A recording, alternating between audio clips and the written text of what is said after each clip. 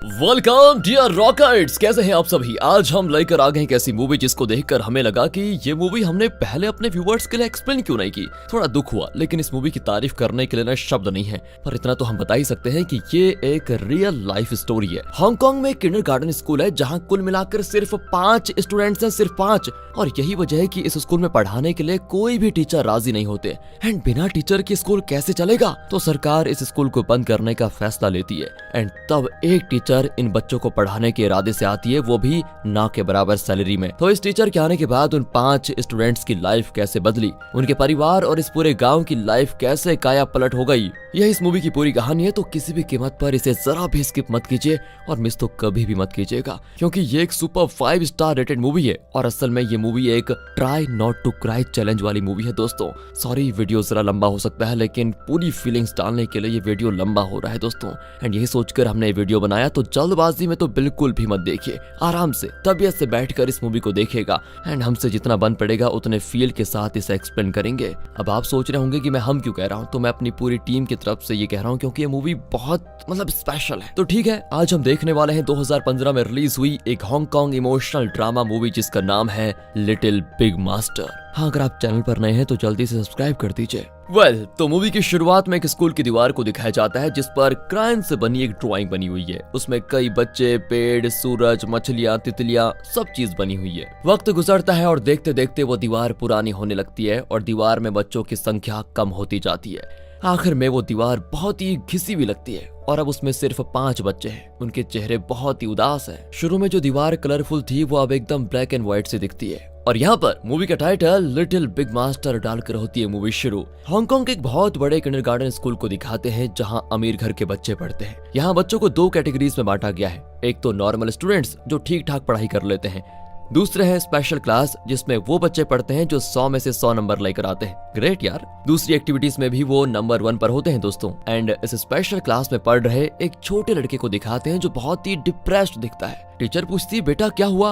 वो कहता है, मुझे 100 में से 100 नहीं, सिर्फ 98 मिले हैं। टीचर कहती, बेटा 98 अच्छा मार्क्स तो है, फिर तुम उदास क्यों हो? वो कहता है, ये बात नहीं है, लेकिन मेरे घर में मुझे बहुत डांट पड़ेगी कि 100 मार्क्स क्यों नहीं लेकर आए। मम्मी पापा कहेंगे कि मैं किसी काम का नहीं हूँ। यहाँ से सीधे कट करके उसके पेरेंट्स को दिखाते हैं जिन्हें उस बच्चे की टीचर ये वीडियो दिखा रही होती है और कहती है, देखा आपका बेटा सिर्फ 2 मार्क्स के लिए डिप्रेस हो गया। और दोस्तों आपको बता दूं कि उसके पेरेंट्स बहुत अमीर लोग हैं। उसका पिता तो कहता है कि हाँ 2 मार्क्स बहुत ज्यादा होते हैं, उसे दुखी तो होना ही चाहिए, इतने कम मार्क्स लेकर आ गया, इसमें हैरानी की क्या बात है, दुख हो रहा है उसको तो होने दो। एंड तभी वहाँ पर लुई नाम की एक टीचर आती है जो कहती है, ये हैरानी की नहीं चौंकाने वाली बात है सर। आपका बेटा आप दोनों को फेस करने से इतना डर रहा है कि उसने ये भी कहा था कि मैं आपको पैसे दूंगा टीचर, आप प्लीज किसी तरह 2 मार्क्स ऐड कर दीजिए। देखा आपने, बताओ इस उम्र में वो इतना डिप्रेस्ड हो गया कि आगे चलकर उसकी दिमागी हालत पता नहीं क्या होगी।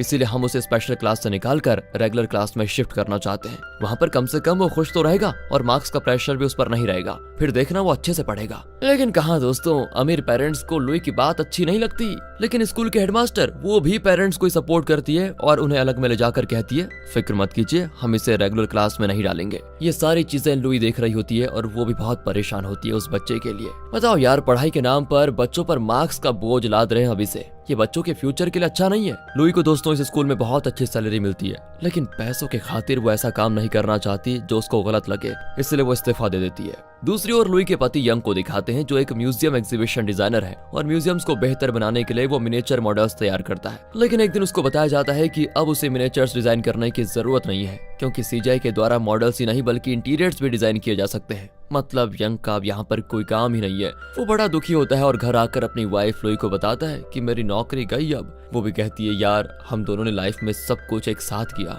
और अब नौकरी भी बताओ दोनों की एक ही दिन जानी थी क्या। लेकिन दोस्तों फिर उनका चेहरा खिल जाता है क्योंकि आज इनकी वेडिंग एनिवर्सरी है। दोनों सेलिब्रेट करते हैं और साथ में एक फोटो भी खिंचवा लेते हैं। इस तरह 2 महीने बीत जाते हैं। लुई फिर फ्रेंच क्लास को अटेंड करती है, जिम जाती है और कराटे भी सीखती है। वो मतलब एक तरफ से खुश रहने की कोशिश करती है, लेकिन जब भी वो अपने स्कूल के पास से गुजरती है ना, तो वहाँ के बच्चों को देखकर उसे उन दिनों की याद आ जाती है जब वो सुबह सुबह जल्दी स्कूल जाया करती थी, बच्चों का स्वागत करके उनको क्लास में भेजती थी। और उस समय तो उनकी हंसी, मतलब उन बच्चों की हंसी लुई के लिए एक तरह का बूस्ट का काम करती थी। लेकिन अब लुई को लगता है कि जैसे तैसे बस उसकी लाइफ कट ही रही है, वो खुश नहीं है अपनी लाइफ में। फिर वो खाना पकाकर यंग को देती है, लेकिन मान से एकदम कच्चा होता है। पर यंग लुई से कुछ नहीं कहता। क्योंकि उसको साफ पता चल रहा है कि टीचिंग ही लुई का पैशन है। उसके अलावा लुई का मन किसी और चीज में नहीं लग सकता। और एक दिन की बात है, जिम में लुई टीवी में न्यूज देखती है। उसमें रिपोर्टर बताती है कि सरकार कई किंडरगार्टन स्कूल्स को बंद कर रही है क्योंकि उसमें बहुत कम बच्चे हैं और उन बच्चों को किसी दूसरे स्कूल में भेजा जा रहा है। लेकिन मैं जिस स्कूल के सामने खड़ी हूँ इसका नाम है यूएन टिन किंडरगार्टन। ये योनलोंग नाम के एक छोटे गांव में है। यहाँ की हेडमास्टर और टीचर्स सभी ट्रांसफर लेकर दूसरे स्कूल्स में जा चुके हैं। स्टूडेंट्स भी दूसरे स्कूल्स चले गए हैं। लेकिन यहाँ पर 5 ऐसे बच्चे हैं जिनके परिवार के पास इतने पैसे नहीं है कि वो इनको दूसरे प्राइवेट स्कूल्स में लेकर जा पाए। इसलिए ये बच्चे यहाँ पर रोज आते हैं लेकिन बिना पढ़े लौट जाते हैं। सरकार इनके लिए एक टीचर ढूंढ रही है लेकिन सिर्फ $4500 में यहाँ काम करने के लिए कोई भी टीचर तैयार नहीं है। इसलिए सरकार जल्द ही इस स्कूल को बंद कर देगी।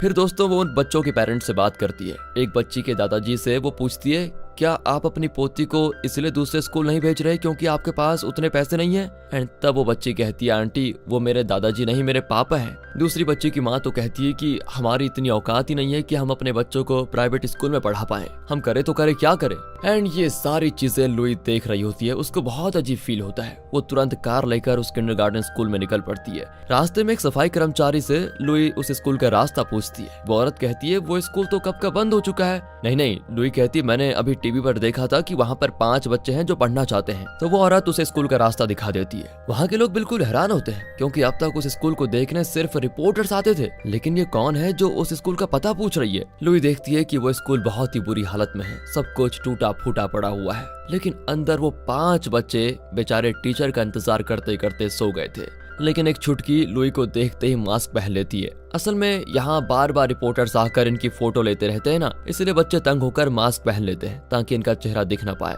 वो बाकियों को भी अलर्ट करती है कि बुरे लोग आ गए हैं, भाग जाओ यहाँ से। एंड इसलिए ये प्यारे बच्चे कोने में छिप जाते हैं। लुई कहती है, अरे नहीं, मैं तुम्हें पढ़ाने आई हूँ, तुम्हारी टीचर हूँ मैं।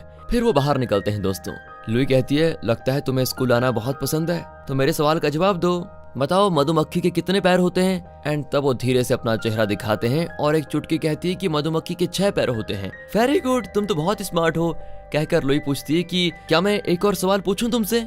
इस पर सारे बच्चे कोरस में चिल्लाते हैं कि हाँ पूछिए ना। अच्छा तो ये बताओ कि स्पाइडर के कितने पैर होते हैं? एक कहती है 10 तो दूसरी कहती है 4।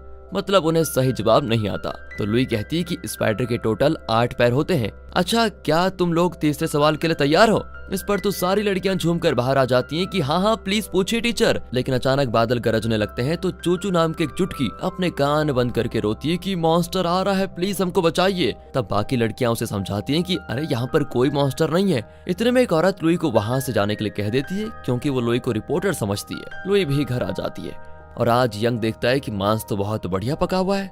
वो पूछता है, क्यों लुई, लगता है आज तुम बहुत ही खुश हो। तब लुई उसको एक न्यूज़पेपर दिखाती है जिसमें उस किंडरगार्टन स्कूल के बारे में लिखा है। वो कहती है, तुम्हें पता है वहाँ पर 5 छोटी लड़कियां हैं जो पढ़ना चाहती है, लेकिन उन्हें पढ़ाने के लिए कोई टीचर ही नहीं है। मैं उनसे मिलकर ही आ रही हूँ अभी, और मुझे लगता है कि मुझे उनकी टीचर बनकर उन्हें पढ़ाना चाहिए। तुम्हें क्या लगता है? मतलब यंग कहता है, यार तुम्हें जो ठीक लगे तुम वही करो, और मैं वैसे भी हमेशा तुम्हारा साथ ही दूंगा। मुझसे जो बन पड़ेगा मैं तुम्हारे लिए करूंगा, और उन बच्चों के लिए भी हम जो कर सकते हैं करेंगे। अगले ही दिन लुई उस गाँव के VAO से मिलती है। लुई का वर्क एक्सपीरियंस देखकर वो दंग रह जाता है और पूछता है कि आपको उस स्कूल में 1 लाख सैलरी मिल रही थी और यहाँ सिर्फ आपको 4500 में, मतलब कैसे काम करेंगी आप? लुई कहती है, देखिए सर, मेरे लिए 4500 काफी है, मुझे बस उन लड़कियों को पढ़ाना है। वैसे और ज्यादा बच्चों को यहाँ पर दाखिल क्यों नहीं करवाते आप? टीचर, कोशिश तो हम कर ही रहे हैं, लेकिन यहाँ पर कोई आना नहीं चाहता। खैर आप आई हैं तो शायद इस बहाने और भी बच्चे आ जाएं। तो दोस्तों अगले दिन यंग और लुई मिलकर उस स्कूल को पूरी तरह साफ करते हैं। यंग AC ऑन करता है तो उसमें से धूल निकलता है। साफ सफाई करके लुई स्कूल के बाहर बच्चों का स्वागत करने के लिए खड़ी होती है।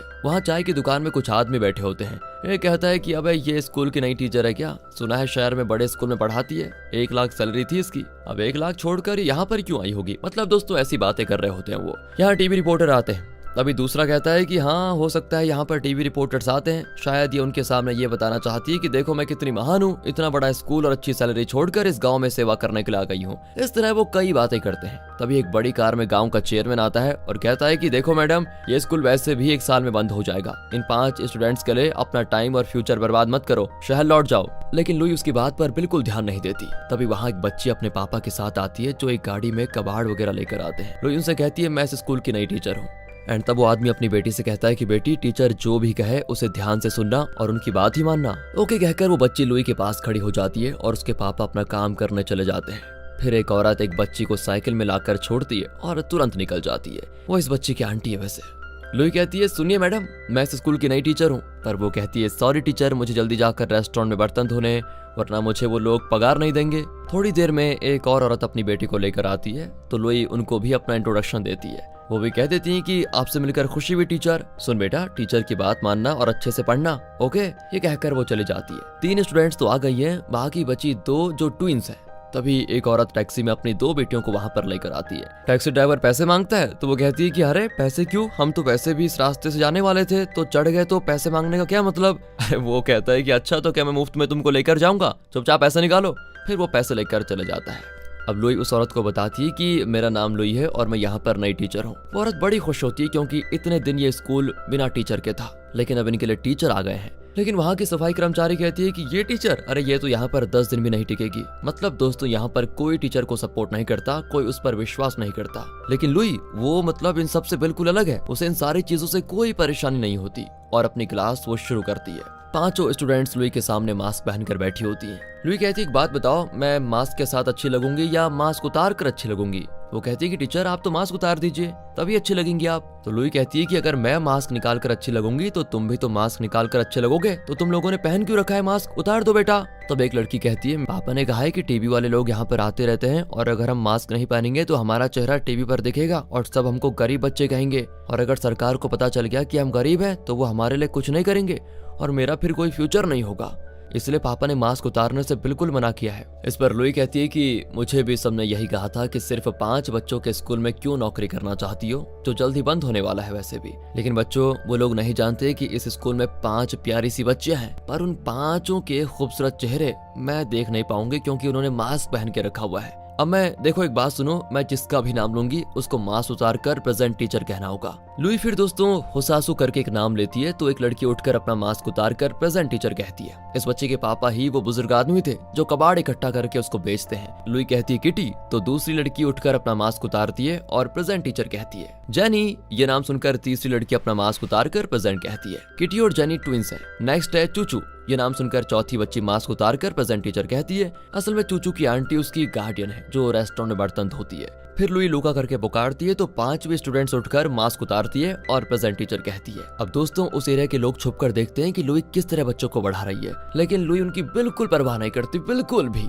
और स्टूडेंट से पूछती है कि बच्चों एक बात बताओ, तुम किस बात से सबसे ज्यादा खुश हो और किस बात से सबसे ज्यादा दुखी, जरा बताओ मुझे। तब हुसासू कहती है कि टीचर, मुझे तो इस बात की खुशी है कि कबाड़ का बिजनेस करके मेरे पापा को एक्स्ट्रा पैसे मिलते हैं, और मुझे दुख है कि मैं अपनी माँ को बहुत मिस करती हूँ और वो सिर्फ कभी कभी मुझसे मिलने आती है। फिर किटी और जेनी खड़ी होती है। किटी कहती है कि हम रोज टैक्सी में स्कूल आते हैं, ये खुशी की बात है, और दुख की बात यह है कि जेनी हमेशा मेरी नकल करती रहती है। तब जेनी कहती है कि रोज टैक्सी में आने से मुझे खुशी मिलती है, और दुख की बात यह है कि किटी हमेशा मुझे डांटती रहती है। लुका की बारी आती है पर वो कुछ नहीं कहती, उसके शूज बहुत गंदे होते हैं। लुई कहती है कुछ तो बोलो बेटा, पर लुका कहती है मैं नहीं जानती कि मुझे क्या कहना है। फिर चूचू की बारी आती है तो वो कहती है मेरी आंटी मेरे लिए केक लेकर आती है, ये खुशी की बात है, और दुख की बात यह है कि मुझे मॉन्स्टर से डर लगता है जो बादल गरजने पर आता है, पता है वो इंसानों को खाता है। अब शाम को दिखाते हैं तो 3 बच्चों के पेरेंट्स आते हैं, सिर्फ जेनी और किटी की माँ नहीं आती। लुई चूचू की आंटी से कुछ जरूरी बात करना चाहती है, लेकिन आंटी कहती है मेरे पास तो टाइम नहीं है टीचर,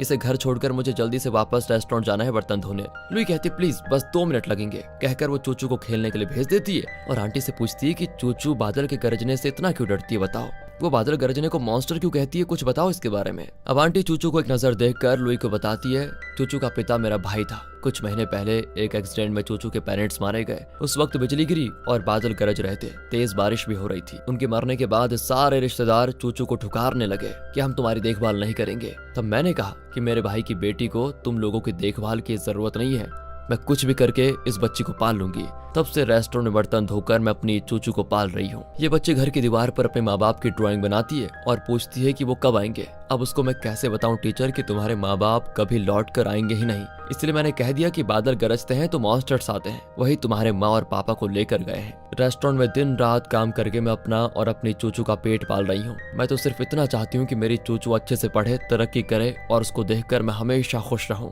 उसकी बातें दोस्तों लुई के दिल को छू जाती हैं। फिर आंटी चूचू को लेकर चले जाती है। बहुत देर बाद जेनी और किटी की माँ आती है और कहती है सॉरी टीचर, पैदल आने में देर हो गई। लुई पूछती है तो उस टैक्सी में क्यों नहीं आई तुम जिसमें सुबह इनको ड्रॉप करने आई थी। वो कहती है कि वो ड्राइवर कुछ ज्यादा ही बोल गया था टीचर, और ऊपर से बहुत ज्यादा पैसे मांग रहा था, इसलिए आज के बाद हम टैक्सी में कभी नहीं आएंगे।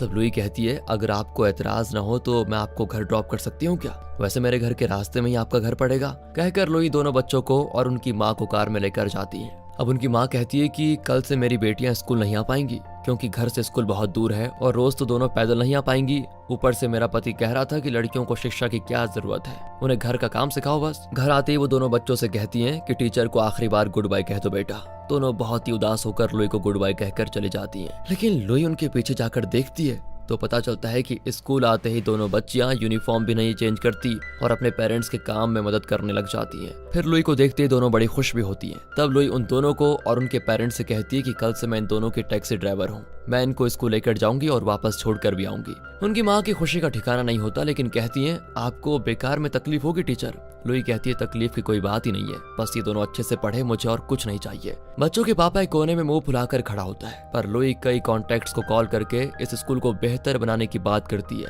लेकिन कोई उसका साथ नहीं देता। उस एरिया के लोग तो यही सोचते हैं कि ये स्कूल 1-2 महीने में जरूर बंद हो जाएगा। अगले दिन लुई किटी और जैनी को लेकर आ जाती है और चूचू की आंटी उसको स्कूल छोड़ जाती है। लेकिन अब तक लूका और हुसासु नहीं आई। लुई लूका के घर पर जाती है तो पता चलता है कि उसके घर के आसपास की सारी जमीन एक प्राइवेट बिल्डर ने ऑक्यूपाई कर लिया है और कोई कंस्ट्रक्शन का काम कर रहा है वहाँ पर। लेकिन लूका के पापा ने अपना घर बेचने से बिल्कुल इनकार कर दिया था। वो लैंड एजेंट को मारकर भाग रहे होते हैं और तो और एक एक्सीडेंट में उनका पैर भी कट गया था, वो चल भी नहीं पाते। अब लूका की माँ उन्हें बताती है कि ये लूका की टीचर है। लुई देखती है कि लूका एक जगह पर बैठी हुई है। फिर लुई उसके पापा से पूछती है कि अगर आपको कोई मदद चाहिए तो मैं कर सकती हूँ वैसे।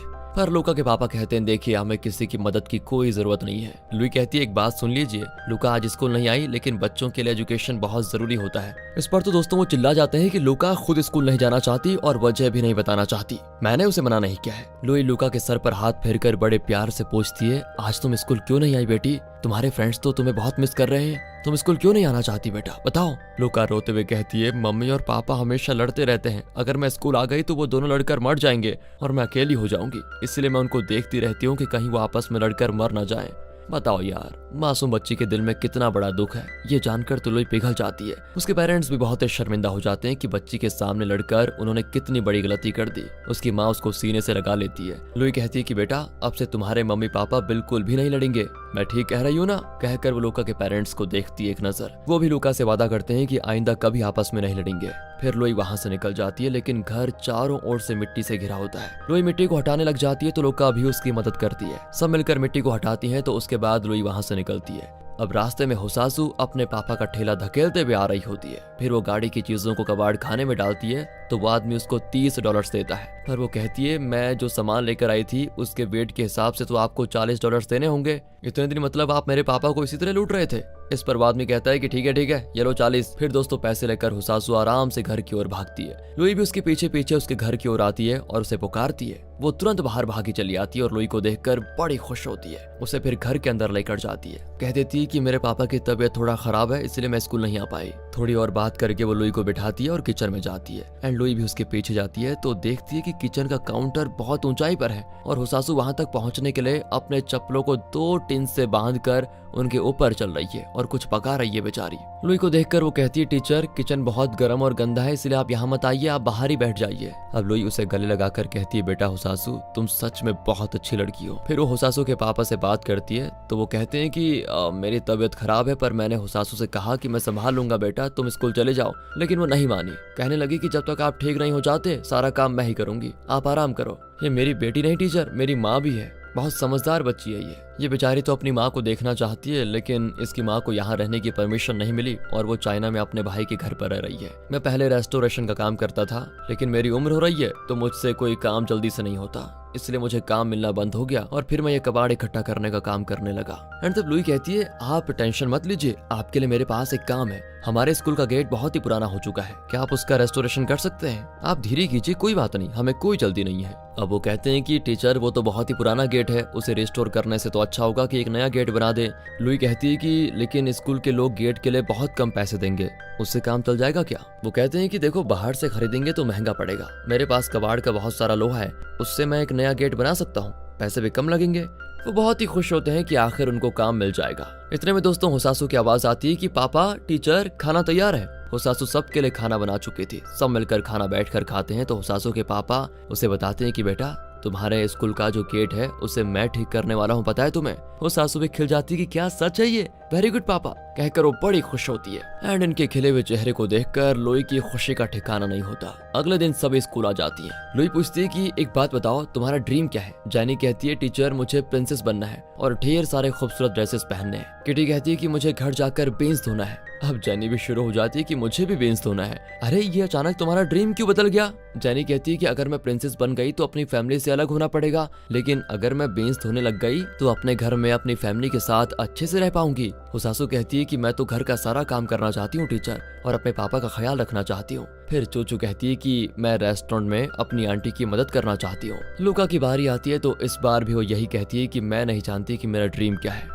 और अब सब मिलकर पूछते हैं कि टीचर, आपका ड्रीम क्या है। लुई ने उन्हें क्या बताया ये फिलहाल हमें नहीं बताया जाता दोस्तों। लुई ने उन्हें ये होमवर्क दिया होता है कि अपने परिवार वालों से उनके ड्रीम के बारे में पूछो। अब लुका अपने पापा से पूछती है कि पापा आपका ड्रीम क्या है, पर वो कहते हैं कि बेटा सपने सिर्फ नींद में आते हैं और उसे जानकर कुछ नहीं होने वाला, सच बताऊं तो जाओ जाकर अपना काम करो। अब इस बात पर लुका थोड़ी दुखी हो जाती है कि पापा ने अपना ड्रीम नहीं बताया। फिर कुछ ही क्षण के बाद उसके पापा रियलाइज करते हैं कि ये मैंने अपनी बच्ची से क्या कह दिया। अब वो धीरे से लुका के पास जाकर कहते हैं कि बेटा, पापा का ड्रीम है कि मैं एक सुपर फास्ट एथलीट बनूं और रेस में फर्स्ट आऊं। लुका भी वो सब कुछ इमेजिन करने लगती है और उसे लगता है कि वो अपने पापा को चीयर कर रही है। दूसरी ओर दिखाते हैं तो किटी और जैनी अपनी माँ से वही सवाल करती हैं। तो वो कहती है, नहीं बेटा, मेरा कोई सपना नहीं है, और हाँ, ऊंची आवाज में बोलकर अपने पापा को जगह मत देना। पर दोनों जिद करती हैं तो वो दिल खोलकर अपनी ख्वाहिश बताती है कि मैं एक फायर फाइटर बनना चाहती हूँ। अब ये दोनों इमेजिन करती हैं कि घर में आग लगी हुई है और उनकी माँ फायर फाइटर के सूट में इन दोनों को बचाकर लेकर जा रही है। दोनों उछलने लग जाती हैं कि हमारी मम्मी सुपर फायर फाइटर है। अब इस आवाज को सुनकर उनके पापा जाग जाते हैं, लेकिन इस बार दोस्तों उनको डांटते नहीं। बच्चों को खुश देखकर वो भी बड़े खुश हो जाते हैं। यहाँ हुसासु भी अपने पापा से पूछती है तो वो कहते हैं कि मैं पायलट बनना चाहता था। हुसासु को लगता है जैसे उसके पापा पायलट ड्रेस में शान से फ्लाइट की ओर जा रहे हैं। वो मुड़कर हुसासु को बुलाते हैं और वो भी उनके साथ फ्लाइट की ओर जाने लग जाती है। बाप बेटी दोनों बड़े खुश होते हैं। Last but not the least, चूचू अपनी आंटी को परेशान करके उनका ड्रीम पूछ रही होती है। अब वो कहती है कि ये सारे बर्तन धोकर मैं घर जाकर सोना चाहती हूँ, यही मेरा ड्रीम है। ओ आंटी, मैं वो नहीं पूछ रही, आप क्या बनना चाहती थी, वो वाला ड्रीम बताइए। आंटी कहती ठीक है सुनो, लेकिन मेरा ड्रीम सुनकर हल्ला मत मचाना। वो बताती है कि मैं मिस हांगकांग बनना चाहती हूँ और चाहती हूँ कि जब मैं टाइटल जीतकर शान से चलूं तो लोग तालियों से मेरा स्वागत करें। ये सारी चीजें चूचू इमेजिन करती है तो दोनों बड़े खुश होते हैं। चूचू आंटी के गले लगकर कहती है, आप बहुत ब्यूटीफुल है आंटी, और वो आंटी को किस करती है तो आंटी का जी भर आता है। अब ये पांचों स्टूडेंट्स इन सारे ड्रीम्स को एक पेपर में लिखकर स्कूल में चिपकाती हैं। कुछ दिन बीत जाते हैं। एक दिन तेज बारिश हो रही होती है और बादल गरजते हैं। क्लास में किटी कहती है, मुझे बाथरूम जाना है टीचर। एंड इस पर बाकी चारों भी हाथ उठा लेती हैं और हमें भी बाथरूम जाना है कहती है। लुई उनको बाथरूम लेकर जाती है, लेकिन बारिश के पानी से टॉयलेट भर चुका था और अंदर से गंदा पानी निकल रहा था। फिर वो उनको एक पास के पब्लिक टॉयलेट में लेकर जाती है, लेकिन रास्ते में बादल गरजते हैं तो चूचू को लगता है जैसे वो बादल नहीं मॉन्स्टर है, और वो डरकर एक जगह बैठकर रोने लगती है और लुई को बताती है कि वो मॉन्स्टर मेरे मम्मी पापा को पकड़ कर लेकर गया है टीचर। एंड तब लुई उसको सच बता देती है कि बेटा, बादल मॉन्स्टर नहीं होते और ना ही वो तुम्हारे मम्मी पापा को लेकर गए हैं, तुम्हारे पेरेंट्स की तो एक्सीडेंट में डेथ हो गई है। और ये सुनकर चूचू रोने लग जाती है। तब लुई समझाती है कि जिस तरह तुम अपने पेरेंट्स को मिस करती हो ना, वो भी तुम्हें मिस करते होंगे पक्का, लेकिन वो तुमसे मिल नहीं सकते बेटा, इसलिए बारिश और बादल का रूप लेकर तुम्हें देखने आते हैं। इसीलिए तुम्हें बादलों से डरना नहीं चाहिए, बल्कि बारिश के पानी को छुओ और अपने मम्मी पापा से जो कहना चाहती है वो कह दो, क्योंकि ये जो बादल, ये पानी है ना, ये तुम्हारी बात को तुम्हारे पेरेंट्स तक पहुंचाएंगे। चूचू बारिश को छूती है और उसका सारा डर गायब हो जाता है। फिर वो आसमान की ओर देखकर कहती है, मम्मी पापा आप फिक्र मत कीजिए, मैं अपना ख्याल रख लूंगी। लुई भी चूचू को गले लगाकर उसे हिम्मत देती है। तो अगले दिन होता है दोस्तों संडे, यानी मौज का डे। अब लुका के पेरेंट्स तो ये देखकर चौंक जाते हैं कि इन्हें जो बिल्डर घर खाली करने के लिए धमका रहा था, उसे और उसके आदमियों को पुलिस अरेस्ट करके लेकर जा रही थी। तभी एक पुलिस ऑफिसर लुका के पेरेंट्स को बताता है कि लुई टीचर ने इस बिल्डर के खिलाफ कंप्लेंट की थी कि ये इलीगली लोगों से उनकी जमीन छीनने की कोशिश कर रहा है, इसलिए हम इसको अरेस्ट करके लेकर जा रहे हैं, आगे से आपको कभी परेशान नहीं करेगा। ये सुनकर लुका के पेरेंट्स की खुशी का ठिकाना नहीं होता, उनको आजादी मिल जाती है। फिर लुई बच्चों को उनके परिवार वालों के साथ पिकनिक पर लेकर जाती है, जहाँ सभी बहुत मजे करते हैं। लेकिन तब गाँव का चेयरमैन आकर कहता है कि जितना एंजॉय करना है कर लो, बस 2-3 महीने की बात है। फिर इनमें से एक स्टूडेंट ग्रेजुएट करके एलिमेंट्री स्कूल चला जाएगी और सिर्फ 4 स्टूडेंट्स बचेंगे। 5 से कम बच्चे वाले स्कूल को सरकार बंद करवा ही देगी, ये कहकर वो चला जाता है। तभी वहाँ पर स्पेशली एबल्ड बच्चों का एक ग्रुप पिकनिक मनाने आया होता है। वो बच्चे और लुई के स्टूडेंट्स मिलकर मजे करते हैं। उनकी टीचर जो खुद स्पेशली एबल्ड है वो लुई से मिलती है और कहती है, मैंने आपके बारे में बहुत सुना है और टीवी पर भी देखा है। ये 5 स्टूडेंट्स बहुत ही लकी हैं जिन्हें आप जैसी टीचर मिली है। लेकिन लुई कहती है, मुझे डर है कि सरकार इस स्कूल को बंद कर देगी। एंड तब वो टीचर कहती है, आप जैसी अच्छी सोच वाले टीचर की वजह से न सिर्फ इन 5 बच्चों की लाइफ सुधरेगी बल्कि उनके परिवार और उनका पूरा गांव तरक्की करेगा, ये मेरा विश्वास है। आप बस कभी हिम्मत मत हारना। एंड इस टीचर की बात से अब लुई के अंदर एक नया विश्वास आ जाता है। साल का आखिर आ चुका होता है और अगले साल अगर इन 5 स्टूडेंट्स में से एक भी कम हुआ तो सरकार स्कूल को बंद कर देगी। इसलिए लुई आने वाले साल के लिए नए स्टूडेंट्स को एडमिट करने के लिए जगह जगह नोटिस बांटती है। फिर 5 स्टूडेंट्स के ग्रेजुएशन डे के लिए लुई उनको एक डांस परफॉर्मेंस सिखाती है जिसकी वो प्रैक्टिस करने लग जाते हैं। यहाँ लुका के पापा एक वॉकी टॉकी बनाते हैं जिसको देखकर न जाने क्यों लुका खुशी से नाचने लग जाती है। दूसरी ओर हुसासू के पापा वो नया गेट भी बना देते हैं और उसको फिक्स भी कर देते हैं। वो कहते हैं कि ये गेट अगले 30 साल तक एकदम स्ट्रांग रहेगा, रिपेयर करने की भी जरूरत नहीं पड़ेगी। ये सुनकर लुई बड़ी खुश होती है, लेकिन हुसासू तो झूम उठती है कि मेरे पापा ग्रेट हैं। और इसी बीच यंग को चिंता होने लग जाती है क्योंकि स्कूल का सारा काम करने की वजह से लुई ने अपनी सेहत का जरा भी ख्याल नहीं रखा था। उसकी बॉडी में ट्यूमर जैसा कुछ डायग्नोस किया गया था और उसे निकालने के लिए ऑपरेशन भी किया गया था। लेकिन कई महीनों से वो अपनी मेडिसिन ठीक से नहीं ले रही थी क्योंकि वो स्कूल में इतनी बिजी थी और अब यंग को डर है कि कहीं लुई को कुछ हो ना जाए। लेकिन लुई फिर भी कहती है, मैं सिर्फ उन 5 बच्चों के लिए नहीं लड़ रही, मैं उन जैसे कई हजारों बच्चों के लिए लड़ रही हूँ जिन्हें पढ़ने की चाह है लेकिन टीचर्स और स्कूल नहीं है जो कम पैसों में उनको शिक्षा दे पाए। हमें उस स्कूल को बचाना ही होगा कैसे भी करके। ये सुनकर यंग भी उसे सपोर्ट करता है। ग्रेजुएशन डे से पहले ओपन डे सेलिब्रेट किया जाता है और नए एडमिशन का स्वागत होता है। सबने मिलकर स्कूल को बहुत अच्छे से सजाया होता है और स्टूडेंट्स और उनके पेरेंट्स नए स्टूडेंट्स का इंतजार करते हैं। लुका के पापा के पास वॉकी टॉकी होता है और दूसरा वॉकी टॉकी लुका के पास। जैसे कोई कार स्कूल की ओर आती है तो उसके पापा वॉकी टॉकी में उसे इन्फॉर्म कर देते हैं कि नए बच्चे आ रहे हैं। सुनकर यहाँ सभी बड़े खुश होते हैं क्योंकि अगर नए स्टूडेंट्स आ गए तो फिर ये लोग इस स्कूल को बंद होने से रोक सकते हैं। लेकिन जो पेरेंट आता है वो स्कूल को देखकर चला जाता है क्योंकि वो अपने बच्चे को इस पुराने स्कूल में एडमिट नहीं करना चाहता। सब उदास हो जाते हैं। लुई कहती है, डोंट वरी, दूसरा कोई तो आएगा ही। तभी लुई का एक पुराना दोस्त उसे कॉल करता है कि जरूरी बात करनी है तुमसे एक। लुई बच्चों से कहती है, मैं 1 घंटे में लौट आऊंगी बच्चों, अगर कोई नए स्टूडेंट आ गए तो उनका स्वागत जरूर करना। लेकिन जब लुई उस दोस्त से मिलती है तो पता चलता है कि उसने लुई के बारे में टीवी पर देखा था और वो जान गया था कि लुई की बहुत पब्लिसिटी हो रही है और वो उसका फायदा उठाकर अपने नए किंडरगार्टन स्कूल में नौकरी देना चाहता है। वो कहता है, देखो तुम्हें लाखों में सैलरी मिलेगी। लेकिन दोस्तों लुई कह देती है कि तुमने शायद मुझे समझा नहीं, शिक्षा पैसों से खरीदने की चीज नहीं होती और ना ही टीचिंग। जब स्टूडेंट्स पढ़ लिख कर एक अच्छी पोजीशन पर पहुंचते हैं तो वो अपने माँ बाप के बाद अपने टीचर्स का नाम लेते हैं। ऐसी ऊंची जगह होती है टीचर्स की, लेकिन तुमने टीचिंग प्रोफेशन को पैसे से मापने की कोशिश की है। लाखों की फीस भरने वाले हजारों बच्चों को पढ़ाने के बजाय मैं उन 5 बच्चों को पढ़ाने में प्राउड फील करती हूँ, समझे? क्योंकि उनके पास पैसे नहीं है लेकिन पढ़ने की चाह है और मैं उनके लिए और उनके स्कूल को जिंदा रखने के लिए आखिर तक कोशिश करती रहूंगी। कहकर दोस्तों लुई वापस अपने स्कूल आ जाती है, पर वहां पर अब तक कोई नया एडमिशन नहीं आया होता। सुनकर लुई को बहुत दुख होता है और अचानक वो बेहोश हो जाती है। उसे हॉस्पिटल लेकर जाते हैं तो डॉक्टर्स कहते हैं काम की वजह से लुई बहुत ही स्ट्रेस में थी, जिस वजह से उसका एक और ट्यूमर आ गया है, अब दूसरा ऑपरेशन करना पड़ेगा। ऑपरेशन के बाद लुई को आराम करने के लिए कहा जाता है। इस वजह से यंग स्कूल जाकर उन बच्चों को पढ़ाने लग जाता है। बच्चे फिर यंग से पूछते हैं कि आपका सपना क्या है। यंग एक चार्ट पर लिखता है कि लुई जल्दी ठीक होकर वापस आ जाए, यही मेरा सपना है, और वो उस चार्ट पेपर को बोर्ड पर टांग देता है। दूसरी ओर गांव के दूसरे लोग भी अब इस स्कूल को सपोर्ट करते हैं और वो स्कूल एडमिशन के लिए नोटिस बांटने लगते हैं। ये गांव बहुत छोटा है और यहाँ पर 5 बच्चों के अलावा कोई बच्चा ही नहीं है जो स्कूल आ पाए, इसलिए इनको बाहर से स्टूडेंट्स को यहाँ पर लाना होगा और उसके लिए इनको स्कूल की थोड़ी पब्लिसिटी करनी होगी। बच्चे लुई को बहुत मिस करते हैं। आखिर ग्रेजुएशन डे से पहले लुई ठीक हो जाती है और स्कूल के लिए निकलती है, पर स्कूल के आगे चेयरमैन खड़ा होता है और कहता है, याद है ना, आज आखिरी दिन है मैडम, और आज एक बच्ची तो ग्रेजुएट होकर चली जाएगी, फिर 4 बच्चों के लिए स्कूल नहीं चलेगा, बंद हो जाएगा। लेकिन लुई उसे अनदेखा करके अंदर जाती है तो वहाँ 5 बच्चों के पेरेंट्स और गार्डियंस लुई का स्वागत करते हैं। फिर सब बैठते हैं तो 5 स्टूडेंट्स डिफरेंट कॉस्ट्यूम्स में लुई का सिखाया हुआ डांस परफॉर्म करते हैं। ये देखकर वो सभी बहुत ही इमोशनल होते हैं। यही नहीं, इनके अलावा उस गांव के दूसरे लोग भी बाहर से ये सब कुछ देख रहे होते हैं। जैसे उनका परफॉर्मेंस खत्म होता है तो गांव के सारे लोग उनके लिए तालियां बजाते हैं। बच्चे कहते हैं कि सिर्फ इस परफॉर्मेंस के लिए हमने अपने आंसू रोक रखे थे टीचर, क्या अब हम रो सकते हैं, क्योंकि हम आपको बहुत मिस कर रहे थे। लुई से भी रहा नहीं जाता और वो जाकर बच्चों से लिपट जाती है। इन्हें देखकर न सिर्फ उनके पेरेंट्स बल्कि गांव वाले भी अपने आंसू रोक नहीं पाते। फिर लुई उठकर सबको बताती है आज लूका ग्रेजुएट करके एलिमेंट्री स्कूल जाने वाली है एंड वो लूका को ग्रेजुएशन गाउन पहनाते हैं। लूका के पेरेंट्स खुश भी होते हैं और दुखी भी, क्योंकि अब उनकी बेटी लुई जैसी टीचर के पास कभी नहीं पढ़ पाएगी।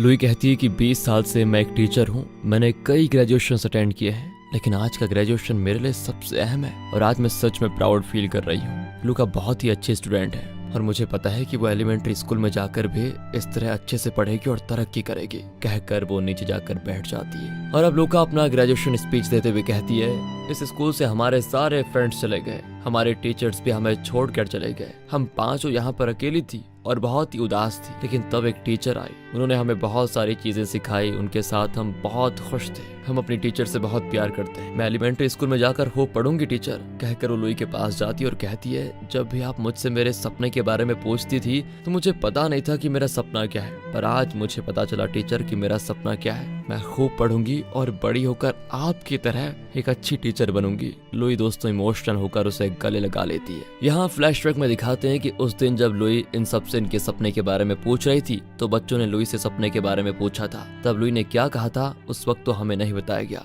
और अब दिखाते हैं कि लुई ने उस वक्त क्या कहा था मेरा सपना है कि मैं एक अच्छी टीचर बनूं, इस स्कूल की तरक्की हो और तुम्हारी तरह और भी बहुत सारी बच्चे यहाँ पर पढ़ने आए। ये था लुई का सपना। लेकिन आज साल का आखिरी दिन है और आज भी कोई नया बच्चा यहाँ पर नहीं आया। ये सोचकर लुई बहुत दुखी होती है। लेकिन तभी उसके विश्वास को बरकरार रखने वाली एक बात होती है। गांव के लोग किसी तरह 2 लड़कों को लेकर स्कूल में एडमिशन दिलाने के लिए आ जाते हैं। अब लूका के जाने के बाद स्कूल में टोटल 6 बच्चे होंगे और सरकार इस स्कूल को बंद नहीं कर पाएगी। और ये जो हम देख रहे हैं ये कोई काल्पनिक कहानी नहीं है दोस्तों, ये एक रियल लाइफ स्टोरी है। ये है रियल लाइफ लुई, जिन्होंने इस स्कूल के लिए अपने पैसों से बहुत कुछ किया, कभी हिम्मत नहीं हारी। जो स्कूल बंद होने वाला था उसे एक अकेली टीचर ने जिंदा रखा और उन्हीं की कहानी है दोस्तों ये मूवी। रियलिटी में आज स्कूल में 64 से भी ज्यादा बच्चे पढ़ रहे हैं यहाँ पर। इतना ही नहीं, अब वो महज एक किंडरगार्टन स्कूल नहीं बल्कि एक चाइल्ड केयर सेंटर भी है। आज तक टीचर लुई उसी स्कूल में काम कर रही है और आज वो उस स्कूल के हेडमास्टर है। और इसी मैसेज के साथ लिटिल बिग मास्टर नाम की ये रियल लाइफ पर आधारित मूवी यहाँ पर खत्म होती है। रुकिए जरा रुकिए,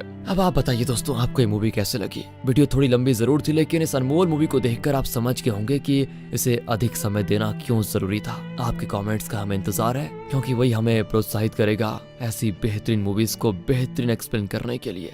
इसलिए कमेंट करना मत भूलिएगा। बाकी अगर आपको वीडियो अच्छी लगी हो, एक्सप्लेनेशन अच्छा लगा हो तो लाइक कीजिए, ज्यादा से ज्यादा शेयर भी कर दीजिए यार। मैं रोज शेयर करने को नहीं बोलता हूँ क्योंकि हर मूवी शेयर करने लायक नहीं होती है, लेकिन इसे कर दीजिए। बाकी मिलते हैं अगली वीडियो में, ध्यान रखिएगा अपना and finally thanks for watching.